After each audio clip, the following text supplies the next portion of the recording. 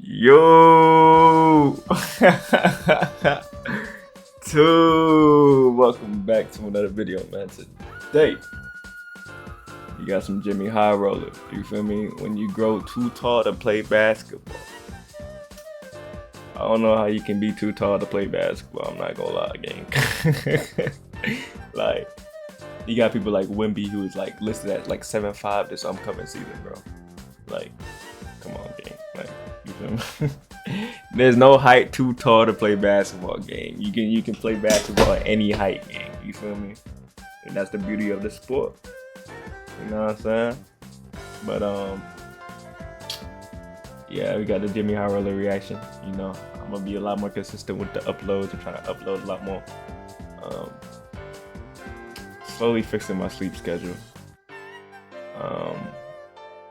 Did everything I wanted to do like the last couple weeks. You feel me? I've been trying to enjoy my free time a little bit. Take a little, you know, semi break. You know, and yeah, now I really I crossed out everything I wanted to do. I already went to Jho, all types of stuff. So I'm back on the chair. But that's enough for me. Make sure I like and subscribe. The original video gonna be linked down below. And without further ado, let's get into this video, man.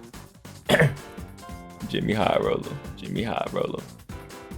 This is Robert Wadlow, and he was the tallest man in recorded history, standing at a whopping 8 feet 11 inches tall. A man so large he looked like 8 feet? Okay, maybe you were too tall. I ain't gonna lie. Cause you know, the taller you get, the you know what I'm saying, you won't be able to move as well as other people. You feel me? 8'11". I was not expecting 8'11". He damn near 9 foot tall. That nigga's damn near a giant, gang. That gotta be some type of genetic like deficiency or some shit, or not even deficiency. Like, I don't know, bro. I don't know. How the hell you grow to 8 feet 11? That's a number that should not be even put together, gang. 8'11". You're damn near 9 foot tall, gang. That's two people stacked on top of each other in a trench coat. But even then, you'd still have to give them a pair of stilts to stack up to Robert. When he entered middle school, he was already a 7-footer. And by the time he graduated high school, the kid was a staggering 8 feet 4 inches tall. And just as odd as his unbelievable height was the fact that he just wouldn't stop growing, even well into adulthood. Robert's height and daily life is incredibly fascinating in and of itself, but being a basketball fan, the only thing that I can think about when I see film of this gentle giant peering out 3 feet over a sea of people flocking to see him, this man would have been one hell of a ball player. Standing just 1 foot shorter than the rim itself, give the kid a pair of sneakers, plant him underneath the rim, and watch as the defense stands by, helplessly witnessing the dominance of a man too big to do absolutely anything about. Nah, I'm not gonna lie, bro. That gotta be cheating, bro. Nigga 1 foot lower, bro. You know how pissed I would be, bro? Niggas have this type of big ass nigga on their team. You just toss him up on, he just post you up in the paint, get right under the paint. He's too big. You feel me? He's gonna be big and strong because of his height and shit. You can't really move that nigga. The nigga is 8 foot 11. You just toss the ball, the nigga just dunk it. Toss the ball, him dunk it. Nigga can score 100 points in this modern NBA. Like, just toss him the ball, dunk. He literally just placing the ball on the rim. Nigga, I would be so mad. If Robert played basketball, and if you could just get him within reaching distance of the hoop, I fail to see any way that you could prevent him from just dropping the ball in the hoop and then they're gonna every be a single defensive time. juggernaut. Which begs the question, why don't teams do this? Why are teams around the NBA not scouting the tallest people on the planet, slapping a uniform on them, and planting them under the hoop for the easiest buckets you've ever seen in your life? Well, it's because teams have bro. tried this. Actually, they've tried it a lot.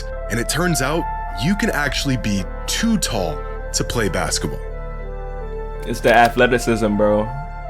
Well, all that damn height, you gotta give up something. You can't move as well. Today's video is sponsored by SeatGeek. You feel me? You can't move as well when you being that tall, bro. Get your money, Jimmy. Get your money, Jimmy.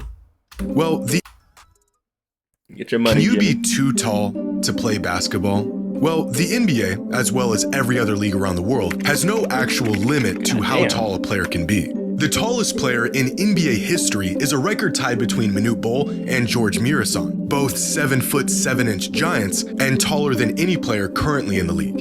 But they weren't nearly the tallest people on Earth. In fact, they weren't even the tallest basketball players in history. There's 7'8" Yasutaka Okayama, drafted into the NBA in 1981 but never played a game in the league. 7'9" Sun Mingming, 7'9" Olivier Roux, 7'11" Abidun Adegoke. There are taller people and taller players out there. So in a sport where size grants the ultimate advantage, why does there seem to be a limit to how tall players can be in the NBA? If taller players exist, why are they of no use to the best league in the world? To answer this question, we first need to understand just how big a human being can get, and the tipping point where too much size does more harm than good. You feel me? Like, bro, you see how you walking it, bro? Like, bro,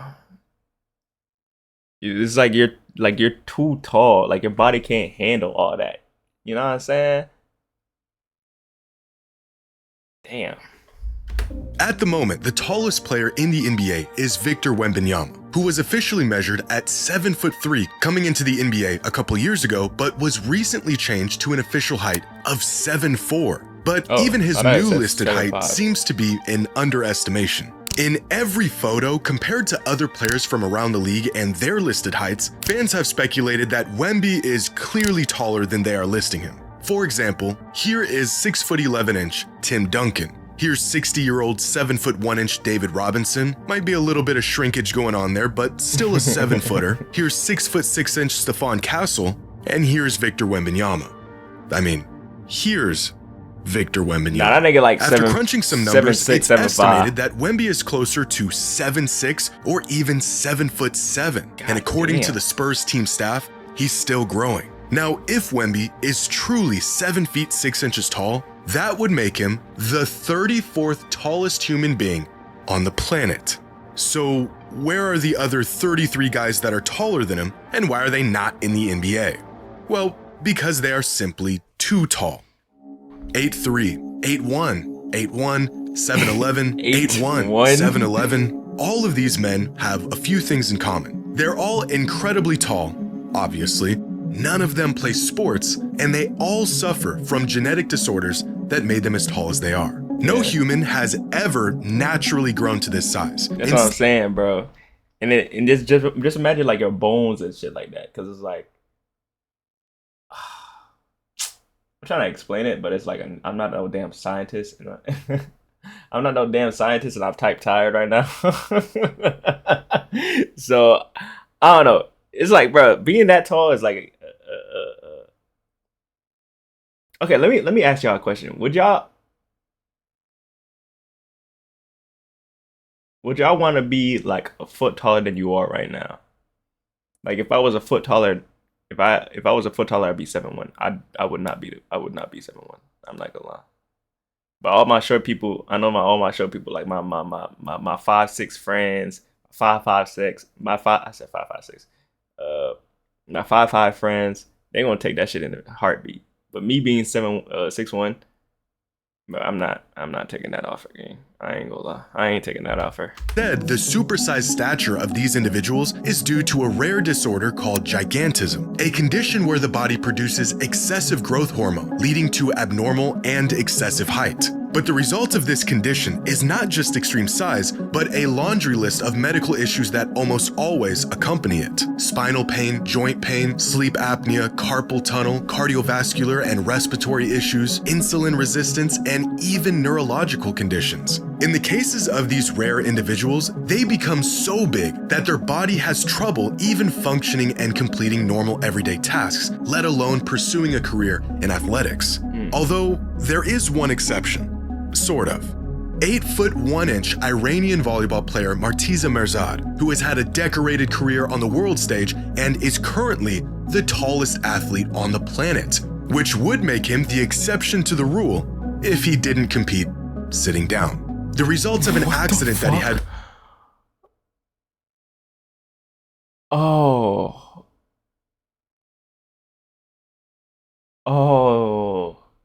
This nigga hit me with the ultimate pump fake gang. This nigga hit me with the ultimate pump fake gang. I'm thinking this nigga about to be right next to the net. Niggas jumping mad high to slam the fucking the volleyball, and that nigga just dead waiting for that shit. Whole time nigga sitting down.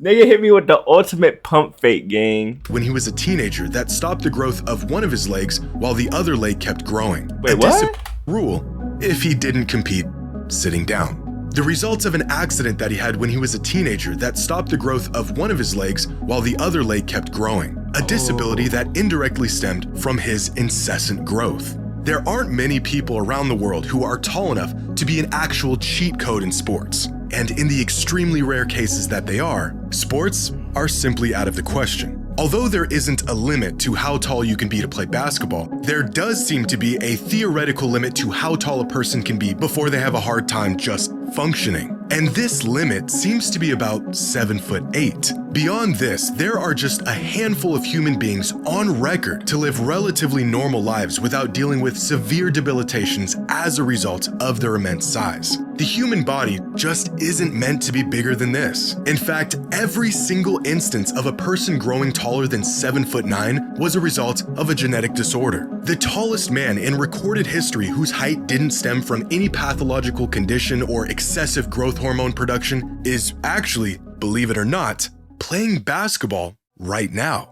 Standing at 7 feet 9 inches tall, 19-year-old Olivier Roux is pushing the boundaries of not just how tall a basketball player can be, but how tall a human being can get while still maintaining their mobility, dexterity, and health. Even crazier, the kid is still growing and still pursuing a career in the NBA. But he would be the first person to cross this hypothetical size limit and make it to the league. Because as much as height plays possibly the biggest role in the game of basketball, too much of it can end up being a curse. Back in 2007, in a game that was openly advertised as a publicity stunt, the Maryland Nighthawks of the ABA had the bright idea to start the game with a 5-man lineup that had an average height of 7'3". How did they possibly And I bet you them niggas got blown the fuck out. managed to do this? By starting the second tallest basketball player ever at 7'9" as their center, the tallest NBA player ever at 7'7" as their power forward, 2 7-footers as their small forward and shooting guard, and running a 6'8" point guard. 432 inches of basketball gimmick. And it took all of this to narrowly win the game thanks to a half-court buzzer beater. Oh, they on that with Yes, it. everything you just heard actually happened. Of course, this lineup was never seen again, and the big ball strategy was for nothing more than to merely grab some attention. The Nighthawks knew all along going overboard on the size was never a real viable strategy. It didn't grant them an edge over their opponent, and the idea of just feeding their big men easy buckets under the hoop was as far-fetched in reality as it was in theory. But the Nighthawks aren't the only team to give the big ball in that clip, it looked like it was pretty easy. Look at him. He just posted him up. Reality. Just toss that bitch right there. Nigga could do nothing. as it was in theory. But easy. the Nighthawks aren't the only easy money. Nigga, I'll be, bro, imagine being a center and you going up against a nigga that's like 8'1", and he just lies that bitch over you over and over again. He talking about some easy money. Nigga, fight me. I'll be so pissed, gang. Like, nah, bro. Then the nigga talking shit, like, oh, nigga, I would be so blown, bro. Like,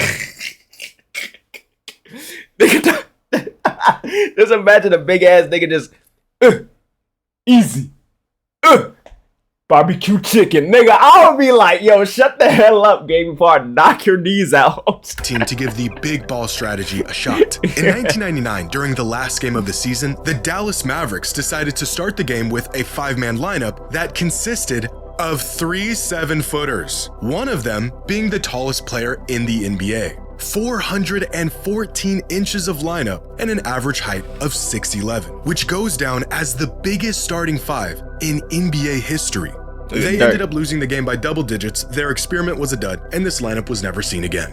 In 2020, the Denver Nuggets tried a big ball lineup of their own in a scrimmage against the Washington Wizards, a starting 5 that had an average height of nearly 6'11", with a 7-footer running the point and a 7'3" giant at small forward. Why exactly did they do this, you might ask? Nikola Jokic. We're not really sure. It made no sense and was nothing more than a gimmick for a meaningless game. The Nuggets were on bullshit. They had Nikola. He was like, hey, Nikola Jokic is one of the best passers we ever seen. We can run that bitch on point. And everybody else could just be tall around them, see what happens. Fuck it, why not? Ironically, the Nuggets somehow lost the tip-off, and their experiment lasted only 6 minutes. The result of which was a measly 10 points, big guys living out their lifelong dream of playing on the perimeter, and a tied game against a Wizards team, missing 3 of their best players. This lineup wasn't much of a success and was never seen again. Because turns out, having a team exclusively full of giants is not as great of an idea as it sounds. With how big some NBA players are, it is a miracle that they can shuffle their feet, react quickly, and maneuver around the court with the best athletes in the world at all, even if they may struggle in the process. It gets to a point where excess height tends to introduce bigger trade-offs than benefits. More mass to move, longer levers to control, smaller margins for balance and touch. The rare talents who defy that don't just add inches, they carry those inches. Studies have shown that the negative effects of excess height, joint degeneration, spinal issues, cardiovascular strain, can begin to take effect in individuals just 6'8" or taller. Every inch above that, and the drawbacks become more and more pronounced. By 7'3", health issues aren't just expected, they are virtually inevitable. There has been only 28 players who were 7'3" inches or taller in NBA history. 28 out of over 5,000 players who have ever touched an NBA court. Out of these 28, 11 of them didn't even play a full season worth of games. Players that were short-term projects that just didn't pan out. And out of the 17 that did, 8 of them were forced to retire due to injury or a combination of multiple injuries. Damn. Which leaves 9. 9 players in the history of the NBA who were mobile and skilled enough to play against the best players in the world while remaining healthy enough to stay on the court. Why don't NBA teams just get the largest human beings on the planet? And that's why small ball lineups, I was just about to say, like, small ball lineups work. That's why small ball lineups work, because it's like small ball lineups have, like, you know, shorter players, but that usually correlates to they're more technically skilled, more agile, more flexible, you feel me, than having a full, like, big lineup to where it's like it's clear limitations of what you can do. Like, if you're gonna run a big lineup, you can't really run a transition for real. You feel me? You're not expecting this big ass lineup to run a transition. You know what I'm saying? It's just, you know what I'm saying? And take advantage of their size? Well, they do. It's just incredibly rare to find an individual who meets the requirements. In other words, players like Manute Bol, George Mirasan, Yao Ming, Victor Wembanyama are not just pushing the limits of how tall you can be to play basketball. They are at the boundary of how tall a person can be without medical intervention. The fact that these guys were able to move around without pain and live normal lives at all is astonishing. Add in a strict physical regimen, getting up and down a basketball court for an entire career, and keeping up with some of the best athletes in the world. And these guys are physical anomalies who have defied biomechanical expectations. How tall can a basketball player possibly be? Well, look around courts all over the world, and you'll get your answer.